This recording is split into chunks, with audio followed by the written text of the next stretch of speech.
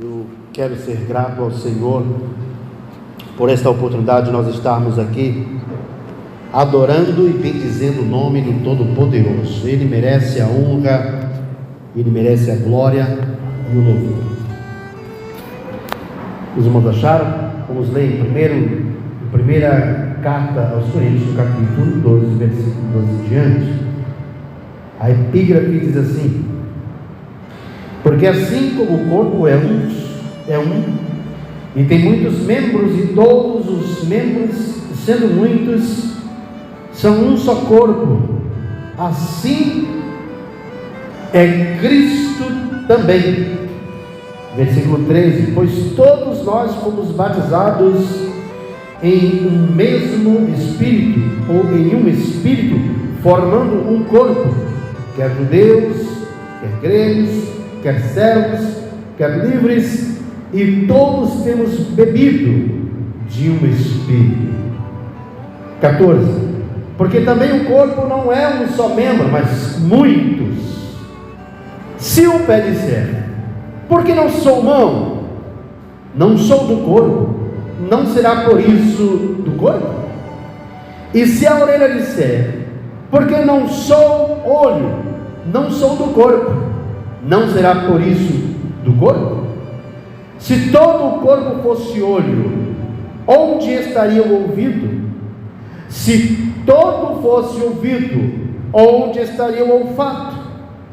Mas agora Deus colocou os membros no corpo, cada um deles como quis. E se todos fossem um só membro, onde estaria o corpo? Assim, pois, há muitos membros, mas um corpo. E o olho não pode dizer à mão: não tenho necessidade de ti, nem ainda a cabeça aos pés: não tenho necessidade de vós. Antes, os membros do corpo que parecem ser os mais fracos são necessários. E os que reputamos serem membros honrosos no corpo, a esses honramos muito mais, e aos que em nós são menos decorosos, damos muito mais honra. Porque os que em nós são mais nobres não têm necessidade disso, mas Deus assim formou o corpo, dando muito mais honra ao que tinha falta dela. Para que não haja divisão no corpo, mas antes tenham os membros igual cuidado uns dos outros, de maneira que, se um membro padece, todos os membros padecem com ele. E se um membro é honrado, todos os membros se regozijam com ele. Ora, vós sois o corpo de Cristo, e seus membros em particular. E a uns Deus pôs na igreja, primeiramente apóstolos, em segundo lugar profetas, em terceiro lugar doutores, depois milagres, depois dons de curar, socorros, governos, variedades de línguas. Porventura são todos apóstolos? São todos profetas? São todos doutores? São todos operadores de milagres? Têm todos o dom de curar? Falam todos diversas línguas? Interpretam todos? Versículo 31: portanto, procurai com zelo os melhores dons, e eu vos mostrarei um caminho mais excelente. Podem sentar, glorificando o nome do Senhor.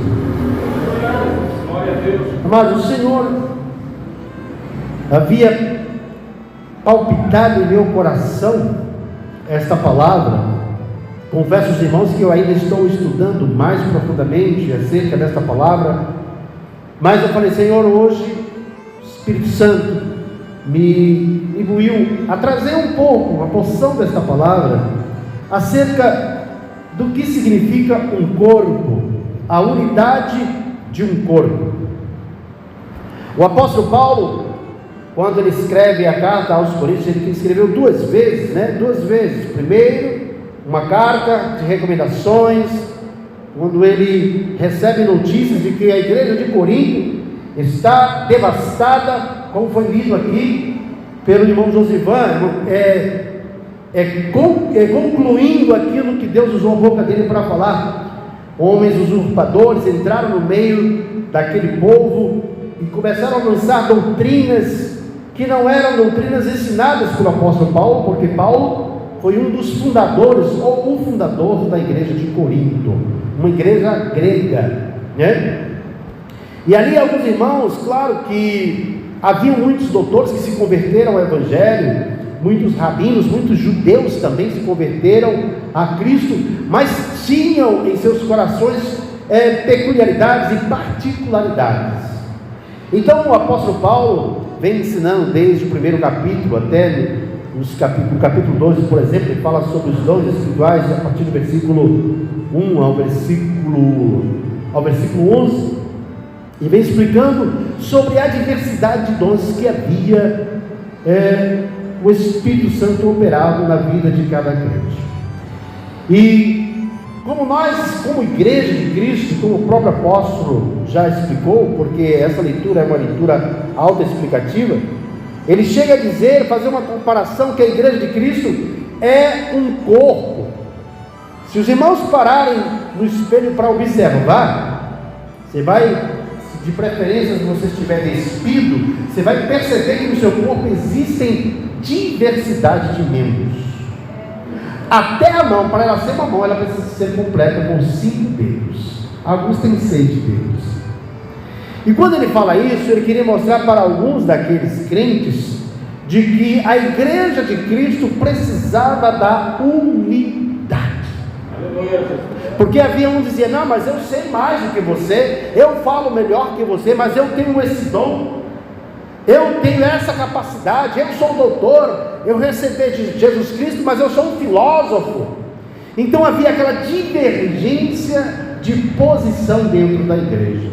Que coisa! E não é só no tempo de Paulo, não. Nos nossos dias existem essas coisas. A separação de um achar que é melhor que o outro. E aí é onde está o perigo da igreja. Quando eu, sendo humano, começar a reclamar com o meu braço: ó, braço, eu não preciso de você. Como vai funcionar a minha mão se não tiver um braço para sustentar ela do meu corpo? Então ele chega a fazer essa analogia. Irmãos, o nosso corpo, cada parte do nosso corpo tem uma função específica. Nós na igreja também temos posições específicas que o Senhor nos chamou para assumirmos. O olho, por exemplo, a função do olho é observar, captar as luzes, as imagens e trazer para o nosso cérebro. Vocês, por exemplo, se você colocar uma venda nos seus olhos, você que não é acostumado, nós que já nascemos com os olhos, nós colocamos uma venda nos olhos, nós não vamos conseguir andar perfeitamente, vamos começar a andar tocando nas coisas, porque nós não sabemos para onde estamos indo. Só que os olhos estão onde?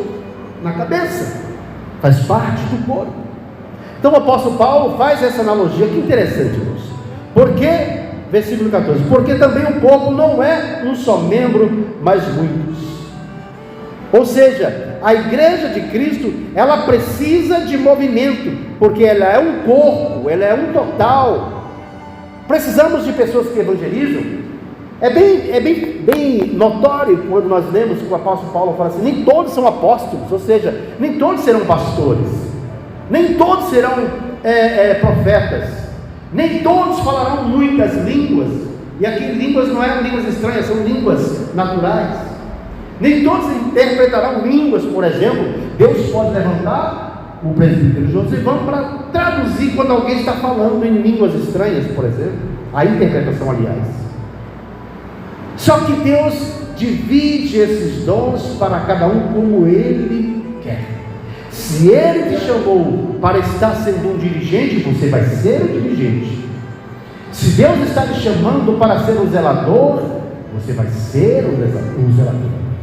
Se Deus está te chamando para ser um profeta da casa do Senhor, você vai ser um profeta da casa do Senhor.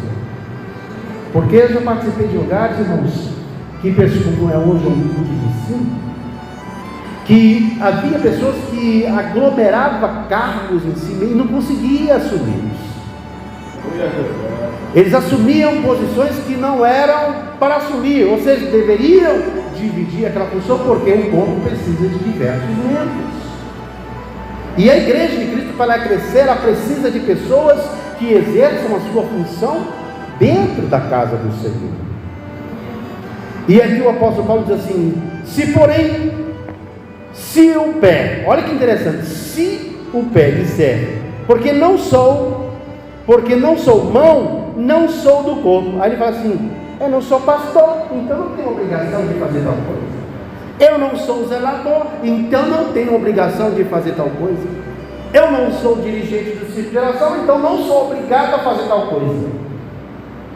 Não, nós somos parte de um corpo. Nós somos partes do corpo de Cristo. E se todos nós assumirmos a nossa posição diante do Senhor, a tendência é a obra do Senhor crescer. E outra coisa, irmãos, quanto mais nós trabalhamos na obra do Senhor, mais prósperos nós ficamos e mais protegidos somos do Senhor. Glória a Deus, Porque você e eu estamos nos preocupando com aquilo que é do Senhor primeiro. E aí, enquanto você está aqui ocupado na obra do Senhor, Deus está cuidando dos teus, ó, abrindo portas, defendendo contra setas, contra intérpretes. Agora eu olho para o corpo e digo: não, eu sou mão, eu não sou pé. Então a função do pé é caminhar. Não, mas você faz parte do corpo. O Senhor me trouxe essa palavra, irmãos, porque muitas das vezes nós precisamos tomar posicionamento na obra do Senhor. Glória a Deus. Ninguém pode assumir o seu lugar. Se você é mão, você vai ter que ser mão. Mão trabalha.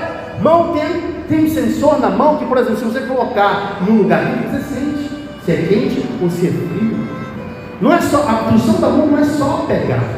Olha o que a mão fez aqui: construir. A mão tem funções extraordinárias. Que interessante. Os olhos, se você fosse cego, você conseguiria levantar o aparelho? Não. Vai depender da mão e dos olhos. Para você chegar até aquele lugar, você precisa de quê? Dos pés e das pernas. Você vai caminhar com as mãos, com os olhos e vai começar a construir. Então a igreja, o corpo de Cristo, ela precisa que os pés trabalhem, que as mãos trabalhem, que os olhos trabalhem. Há pessoas que Deus dá diversidade de dons, né? Tem uns que Deus dá vários dons, né? De cantar, de pregar, de curar, de fazer tantas coisas. Isso é Deus que dá. Mas tem vezes que Deus me dá só um donzinho, e com aquele dom nós precisamos granjear para o Senhor. Granjear para o Senhor. Nós questionamos muito, irmãos, às vezes, eu, você, todos nós, pela falta dos irmãos. É chato, é terrível. Eu imagino como o pastor e os irmãos, muitas vezes aqui sozinho, né? Sozinho. Imagina o coração dele, do Silas, sozinho. Mas deixaram de ser irmão na igreja? Deixaram de agir? Não. Porque quanto mais vai agindo, quanto mais vai trabalhando, porque se eles fechassem as portas nas terças-feiras, ninguém viria mais. Se irmão Josivão quer a mão, não está fazendo, então não vou fazer também. É assim que funciona. Então, lá em Corinto, acontecia muito isso. Porque eles não tinham a posição, porque eles não eram, então tinham essa divergência. Olha que interessante. E uma palavra muito parecida com essa é em Gálatas 5:22. Olha o que diz: mas o fruto do Espírito é amor, gozo, paz, longanimidade, benignidade, bondade, fé, mansidão, temperança. Quando você olha para esse versículo, o que os irmãos descobriram nesse versículo aí? Quem leu aí? Lê aí, Gálatas capítulo 5, versículo 22. Olha o que diz. E eu creio que foi ensinado aqui na escola dominical, no domingo, acerca disso. E eu lendo esse versículo, e não tinha visto ainda um comentário do escritor da revista, e o entendimento que ele teve é o mesmo. Que aqui, irmãos, lá nós falamos das partes do corpo, e aqui nós falamos de o fruto do Espírito. Está no singular, ou seja, é um todo. Aí lá na revista eles disseram o seguinte, que É como se fosse uma laranja, porque a laranja é um fruto único, né? Quando eu li esse versículo, nós falávamos, os frutos do Espírito. Não é verdade. Não existem os frutos do Espírito. Existe o fruto.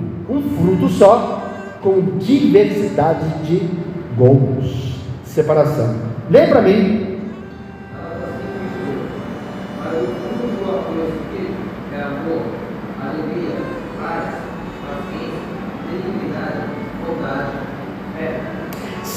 Os irmãos observem que o fruto do Espírito, ele também é complemento, ele tem nove situações aqui: o amor, 1, gozo, 2, paz, 3, longanimidade, 4, benignidade, 5, bondade, 6, fé, 7, mansidão, 8 e temperança, 9.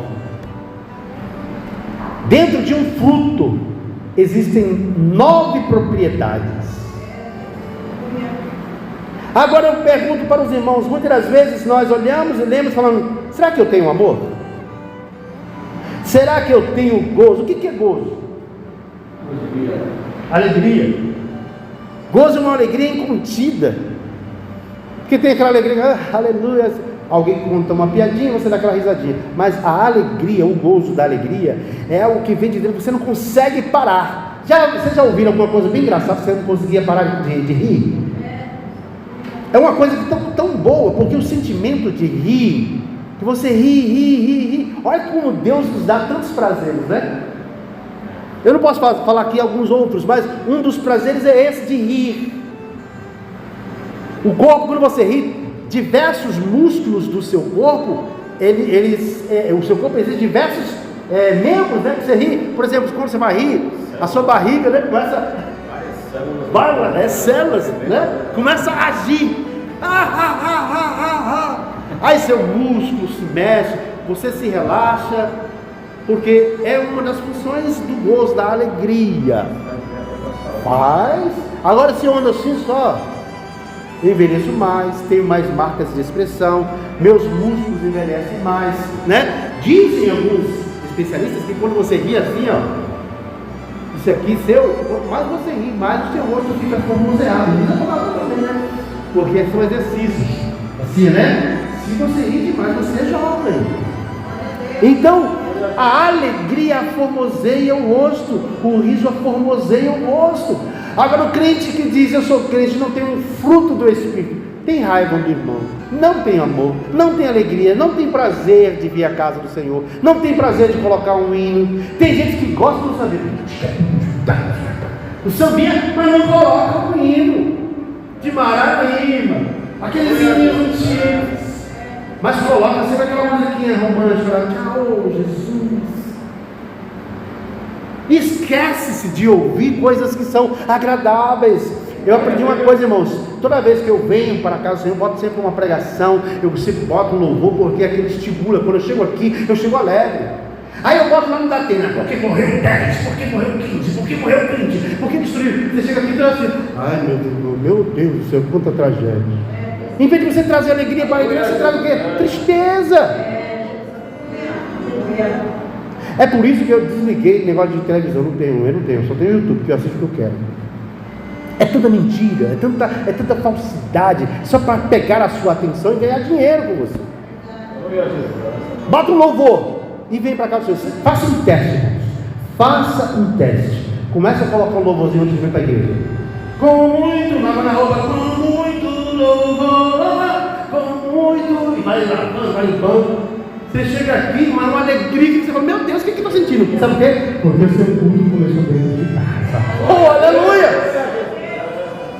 Esse é o fruto do Espírito. Olha que coisa interessante. Eu fiquei meditando, estava trabalhando, mas estava estudando. Dizer amor, gozo, paz. Irmãos, um crente que não tem paz, ele não faz parte do fruto do Espírito, ele não tem o fruto do Espírito.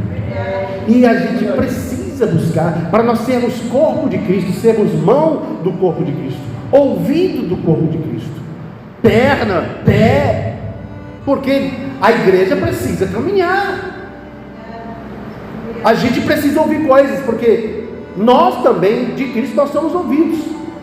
Muitas pessoas vão contar coisas para você e você precisa estar com um ouvido atento e curado, ouvido curado.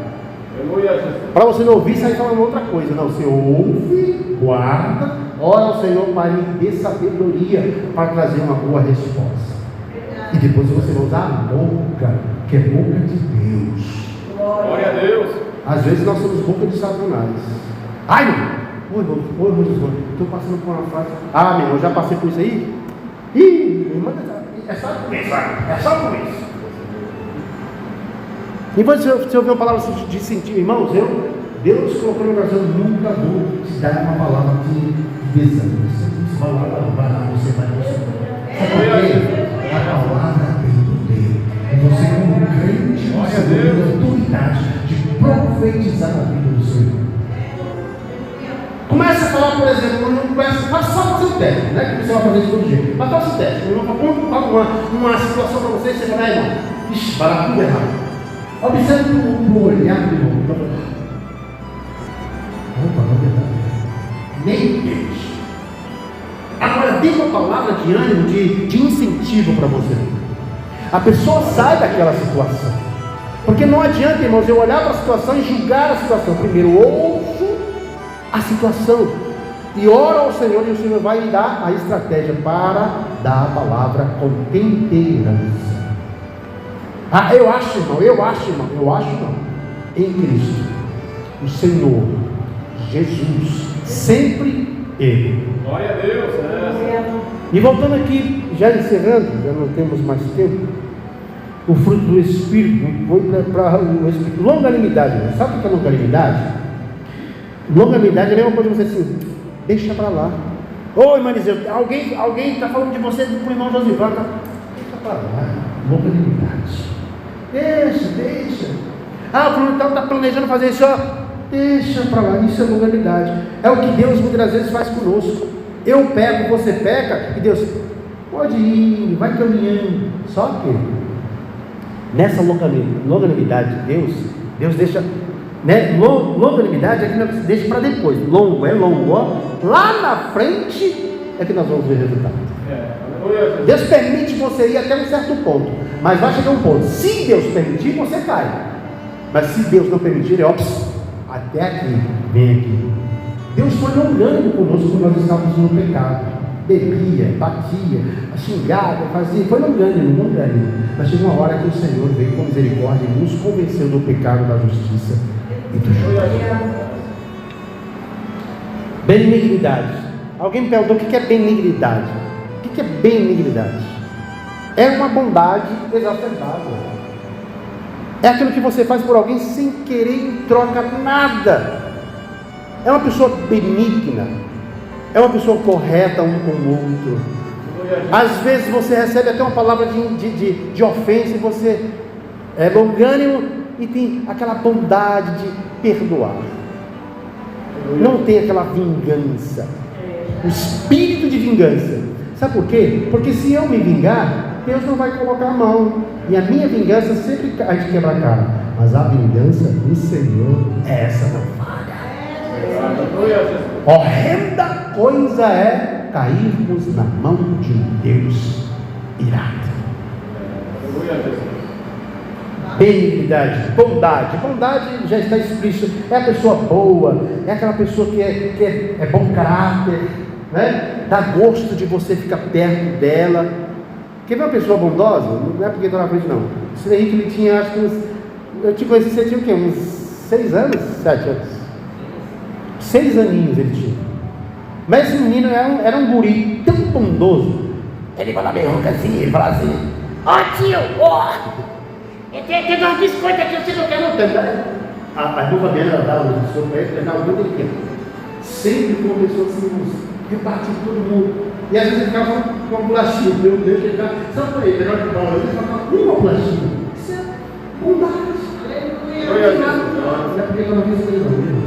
É só um exemplo. Então a bondade, você faz com longanimidade, com bondade, com gratidão. E para fazermos parte do corpo de Cristo, temos que ter um fruto do Espírito. Nesse aqui, agora, lá nós somos ou mão, ou nós somos olho, ou nós somos pé, ou nós somos ouvidos. Aqui não, aqui nós temos que ter um fruto do Espírito, o fruto completo do Espírito Santo. Se eu tenho o Espírito Santo, eu tenho gozo, eu tenho paz, eu tenho benignidade, longanimidade, eu perdoo com facilidade. E a outra coisa é fé. Fé é o firme fundamento das coisas que não se vê. Não existe ainda. Já expliquei para os irmãos. Tudo na sua vida você usou a fé. A fé natural e a fé espiritual. Para quando vocês vão fazer aquela casa, você precisou ter fé. Criou aqui, falou, vai ser assim, volta assim, 3, 4 aqui, fazer uma garagem aqui. Primeiro imaginou aqui, depois pá, executou. E agora passa a existir. Então a gente tem que ter fé, longanimidade, amor. Esse amor aqui é o amor ágape. É o amor, não é o meu amor, é o amor de Cristo. Se sentir no lugar do outro. Porque Deus amou o mundo de uma tal maneira que deu o seu Filho unigênito. Esse amor nós precisamos ter, um amor cristão. A mansidão. A mansidão não quer dizer que você, por exemplo, falou que ei, o que fulano de você tá bom. Não. A mansidão é resolver as coisas com calma, né? Ser manso, sem irritabilidade. Eu confesso com os irmãos, eu sou um homem explosivo mesmo, de ter uma resposta assim, assado, se eu tivesse certo, antigamente. E hoje eu falo, meu Deus, o que está acontecendo comigo? Que eu estou conseguindo resolver as coisas sem precisar alarde, com paciência, com parcimônia, sem querer ofender o irmão. E tem pessoas às vezes que te ofendem, você tem que ser manso. Manso, mas com palavra que vai até o coração, viu, irmão? Você tem que ser manso, olha, assim, Porque quando você vai de frente, é igual aqueles touros. Quem já viu a briga de touro? De touro e de carneiro na Bahia, vai entender. Carneiro, que ele vem um pro outro, pá, bate a testa um no outro. Aí vai ficar brigando, até um ficar tonto e cair. Não vai funcionar. O manso não, ele domina só com uma palavra. O outro vem com irritabilidade, você é aquilo, você. E aí Deus te dá sabedoria, você com uma palavra você consegue destruir o arrogante. A temperança já é o autocontrole. A temperança, quando a gente está nervoso, irmãos, quando você fica nervoso, não é terrível? A gente sai da situação. Porque eu falei que tinha que ser assim. Tem, não sei o que, a gente muito nervoso não consegue resolver nada. Eu mesmo fico nervoso com gaguejando. Não sai uma palavra. Aí a Clarice às vezes, por exemplo, quem deixou esse prato aqui? Quem fez isso aqui? Eu vou reclamar alguma coisa em casa. Irei, mas não peguei. Eu não posso mentir, eu me iro. Se eu vejo coisa errada, eu vou ser virado. Talvez você está falando, não havia essa palavra, é comigo, pessoa assim. Então, eu fico nervoso, porque a coisa tem que ser certa. Aí a gente fala assim comigo, mas eu não estou entendendo nada que você está falando. Tá bom. Aí eu me lembro dessa palavra, falei, tem mansidão, meu Deus, tem que ser calmo. E ultimamente, irmãos, eu acho que a gente vai ficando mais velho, vai tendo entendimento. Falei, não resolve? Aí sabe o que eu estou fazendo? Não estou mais reclamando, eu vou lá e faço. Eu sei que no outro dia vai acontecer a mesma coisa, mas eu vou lá e faço. O exemplo aqui, porque às vezes, irmãos, a gente quer dar uma de santarrão e você não é. Você é ser humano ainda. Você está ainda na sua carne. Você só vai ser varão perfeito quando estiver na eternidade. Nosso Senhor Jesus, ele passou por um momento difícil. Quando ele viu os homens vendendo no templo, né, vendendo aqueles animais, e ele viu que aquilo ali era uma corrupção. O que ele fez? Irou-se. Ficou nervoso. Ele pegou as bancas e derrubava. A Bíblia fala que ele pegou um chicote. Agora não sei se ele chegou a bater nas pessoas, que eu creio que ele não fez isso. Mas estava os animais soltando os animais. Sai daqui. O que estão fazendo na casa de meu pai? Então aquilo entrou uma ira dentro do coração de Deus, de Jesus, porque ele viu uma coisa desorganizada. E tudo que desorganiza, irmãos, quebra o ambiente. Observem na igreja de Cristo, estou encerrando. Na igreja de Cristo, quando a gente erra uma nota, por exemplo, já me desmonta todinho. O louvor já começa a manquejar, vai para a nova, para a síria, você fica, vai quebrando, porque tudo que é desorganizado sai do Espírito. Por isso que nós vemos essa palavra, pois o corpo de Cristo tem que ser organizado. Aí o Senhor me deu essa palavra para nós estudarmos. Eu vou estudar esta palavra e trazer, falar com os irmãos Ivan e com o pastor, para nós trazer um estudo acerca dos dons espirituais e da organização da igreja de Cristo. Estou falando daqui do templo, estou falando da igreja em termos geral. Qual é a função do crente? Qual é a sua posição na casa do Senhor? Você tem sido olho? Agradeça a Deus por ser olho. Você tem sido mão? Agradeça a Deus por ser mão. É você profeta? Agradeça a Deus por ser profeta.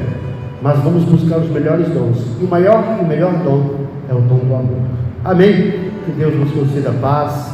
Que nós aprendamos, irmãos, a ter o fruto do Espírito, que é algo extraordinário. E nós, seres humanos, nós somos sujeitos a aprender. Nós só somos o que nós somos porque nosso Pai nos ensinou o nosso idioma, nos ensinou os costumes do nosso país. Por que você come feijão? Por que você come arroz? Tudo isso é cultural, e na obra do Senhor também é cultural. A gente precisa aprender o nosso lugar na casa de Deus. Amém? Que Deus abençoe em Cristo Jesus.